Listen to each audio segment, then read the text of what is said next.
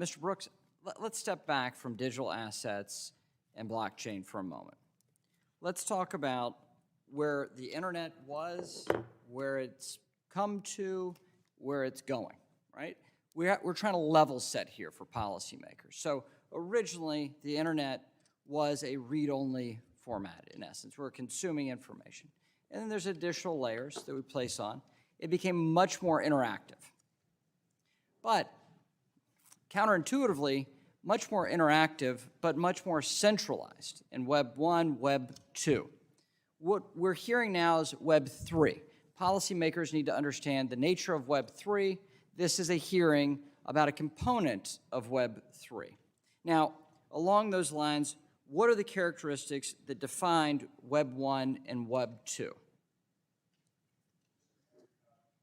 Mr. McHenry, thank you very much for that question. I think that's critical to understanding what we're all trying to build here.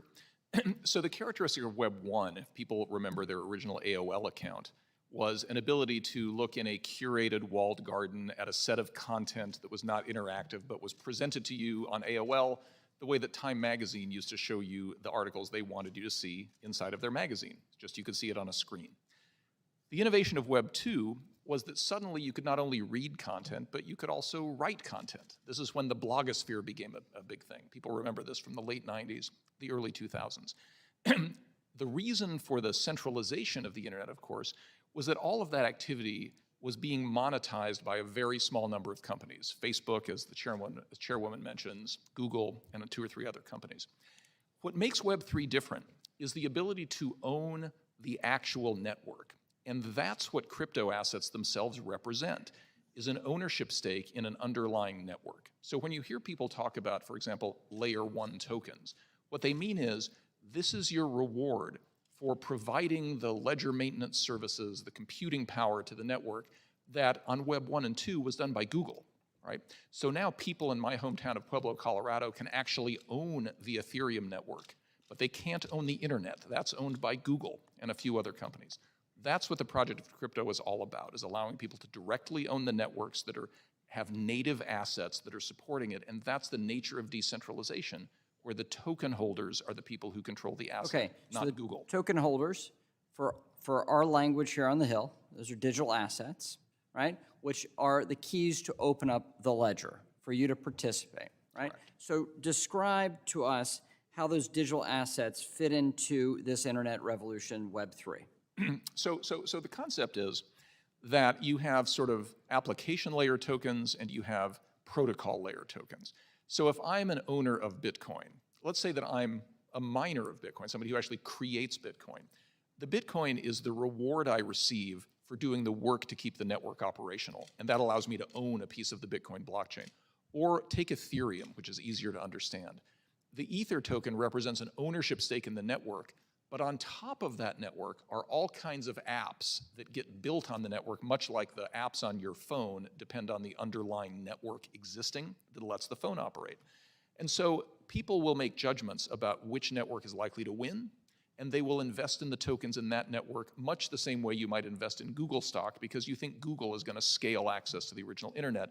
The difference being here, you can vote on what happens in the future of a proof of stake network, for example. You can get rewarded through a proof of work token for maintaining a ledger on something like Bitcoin.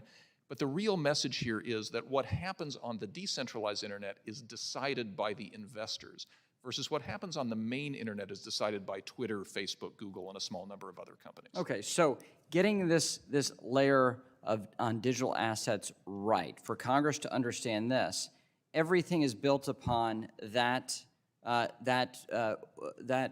on-ramp to this new internet.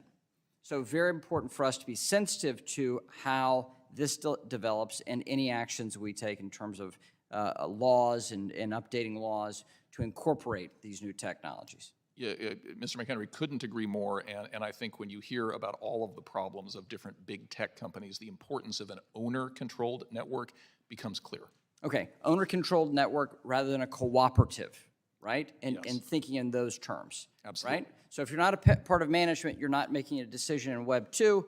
If you are a participant in the network, you're cooperating in the making of those decisions. Exactly right. Okay. So I ask this not to be insulting to the panel, but to have a level set here so we have an understanding of what we're talking about. This is not simply about you on this panel. It is about trillions of dollars of assets that did not exist before Satoshi wrote his white paper 13 years ago. It's about $3 trillion in notional value at this stage around the development of a whole new range, a whole new suite of technology that will be developed across the globe, whether or not the United States embraces it and wants to compete, or if it's pushed offshore. So as policymakers, we need to understand what we're talking about here. This is a small panel, important as you may be, a small panel about the discussion about web3. And so with that, Madam Chair, thank you for having this hearing, and I hope that we can have more understanding by policymakers about these important concepts. Thank you, Mr. Brooks. Thank you very much. The gentlewoman from New York, Mrs. Maloney, who is also the chair of the House Committee on